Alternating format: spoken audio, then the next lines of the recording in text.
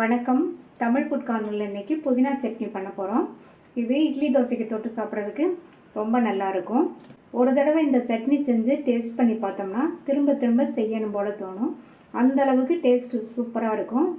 இப்போ இந்த டேஸ்டான புதினா சட்னி எப்படி பண்ணுறதுன்னு பார்க்கலாம். இது வரைக்கும் நம்ம சேனலை சப்ஸ்கிரைப் பண்ணாதவங்க சப்ஸ்கிரைப் பண்ணிவிட்டு பக்கத்தில் உள்ள பெல் பட்டனையும் கிளிக் பண்ணிக்கோங்க.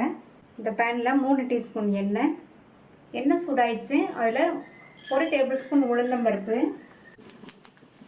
இந்த பருப்போட கலர் லைட்டாக மாறி வர வரையும் வறுத்துக்கணும். பருப்போட கலர் லைட்டாக மாறிடுச்சு. இந்த அளவுக்கு வறுத்துக்கோங்க. இது கூட ஒரு சின்ன சைஸ் பெரிய வெங்காயத்தை நீல வாக்கில் கட் பண்ணி வச்சுருக்கேன். அது சேர்த்துட்டு அது கூட 3 பூண்டு, 2 கீரின பச்சை மிளகாய் பெருசாக இருக்கிறதுனால 2 சேர்த்துருக்கேன். நீங்கள் உங்கள் காரத்துக்கு தகுந்தபடி சின்னதாக இருந்தால் 3 4 அந்த மாதிரி சேர்த்துக்கோங்க. சேர்த்துருக்கிற வெங்காயம், பூண்டு, மிளகாய் எல்லாம் ஓரளவு நல்லா வதங்கி வரட்டும். ஓரளவு வதங்கிடுச்சு. ஒரு சின்ன நெல்லிக்காய் அளவு புளி எடுத்திருக்கேன். இதை இந்த மாதிரி பிச்சு சேர்த்துட்டோம்னா அந்த சூடாக இருக்கும்போதே நல்லா வதங்கிடும். அதை லைட்டாக வதக்கி விட்டுட்டு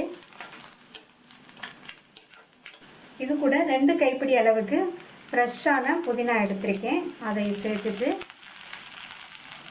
அரை கைப்பிடி அளவுக்கு ஃப்ரெஷ்ஷான கொத்தமல்லி இலை இதையும் சேர்த்துட்டு நல்லா வதக்கி விட்டுக்கணும். புதினா மல்லி சேர்த்ததுக்கப்புறமா ரொம்ப வதங்க வேண்டியதில்லை. 1 நிமிஷம் போல் வதக்கி விட்டால் போதும். 1 நிமிஷம் போல் வதக்கி விட்டாச்சு. புதினா மல்லியெல்லாம் நல்லா சுருங்கி வந்துடுச்சு. இது ஆறுனதுக்கப்புறமா இதை மிக்ஸி ஜாரில் சேர்த்துடலாம். வதக்கி ஆறுனதெல்லாம் மிக்ஸி ஜாரில் சேர்த்தாச்சு. இது கூட 1 டேபிள் ஸ்பூன் பொட்டுக்கடலை, 3 டேபிள் ஸ்பூன் தேங்காய் துருவல், சட்னிக்கு தேவையான அளவு உப்பு, தேவையான அளவு தண்ணி சேர்த்து அரைச்சிக்கலாம். சட்னி அரைச்சாச்சு. கிண்ணத்துக்கு மாற்றிட்டு தாளிப்பு போட்டுடலாம். தாளிப்பு போடுறதுக்கு 1 ஸ்பூன் எண்ணெய் விட்டு சூடாயிடுச்சு. அதில் கொஞ்சமாக கடுகு உளுந்து பொரிஞ்சிருச்சு. கறிவேப்பிலை, 2 பிஞ்ச் பெருங்காய பவுடர், ஒரு கட் பண்ண காஞ்ச மிளகாய்.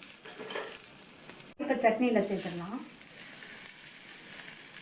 இட்லி தோசைக்கு தொட்டு சாப்பிட்ற மாதிரி சுவையான புதினா சட்னி ரெடி ஆயிடுச்சு. நீங்களும் ஒரு தடவை ட்ரை பண்ணி பார்த்துட்டு உங்கள் கமெண்ட்ஸை சொல்லுங்கள்.